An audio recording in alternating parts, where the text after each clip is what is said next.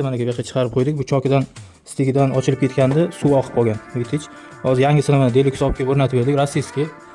O'rniga o'rin baribir oldingilar bilan hozirgilar sapadat qilmaydi, bir-biriga tushmaydi. O'shaning uchun ozgina predilka qilishga to'g'ri keladi, pastroqdan teshishga. Mana bu yerlarda ham ozgina o'tugishlarni qilib turib predilka qilib, chiroyli qilib o'rnatib berdik. Xudo xolasa bu yoqqa baraka topib ishlatishaveradi. Mana Deluxe rossiyskiy Ariston. Bu yerda bitta narsa, bu yerda bu uyda juda bosim katta bu uylarda. Mana sinflarda bosim juda kuchli. Kimlikda Aristoni bo'lsa, mana обратный klapanidan mana suv tomib qolyapti, mana. Suv tomayapti.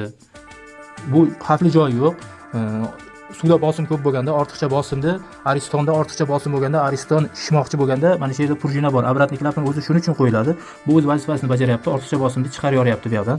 Buni xavfli joyi yo'q. Buni ikkita yo'li bor, yoki kirish suvga reduktor qo'yib bosimni 5 bardan pasaytiriladi, yoki bo'lmasa mana bu yerga vadivniy urovni shlankasi, to'g'riroq aytganda, tushuntirib aytganda, osmokol shlankasidan sal qadroq shlanka tiqib, kanalizatsiyaga tushirib qo'yiladi, yoki mana bu yerga bitta baklashkani osib qo'yiladi, boshqa yo'li yo'q. Bu o'z vazifasini bajaryapti. Endi oldingi Ariston nimaga chokidan ochilib ketdi, nimaga suv tomib qoldi hech qancha bo'lmasdan desa, oldingi Aristonimizda обратный klapan o'z vazifasini bajarmagan. Natijada suvda bosim ko'p bo'lgan, to'kka tiqilganda, parlanganda yana bosim kuchayadi. Bu yerdan kirayotgan suvdagi bilan parlanishdagi bosim ikkalasi qo'shilib, yanada katta bosim bo'lib, Ariston shishadida, u sextika zavodskiy bo'lmaganligi sababli bunda stikidan ochilib ketganda hamma joydan suv tomib qolgan.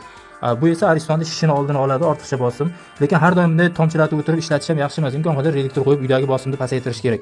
Bu Aristonga bu bosim kattalik qilyaptimi? Demak, simisitillarga ham ziyoni bor u bosimda, turbalarga ham, payka qilingan joylarga ham hammasiga ziyoni bor u bosimda.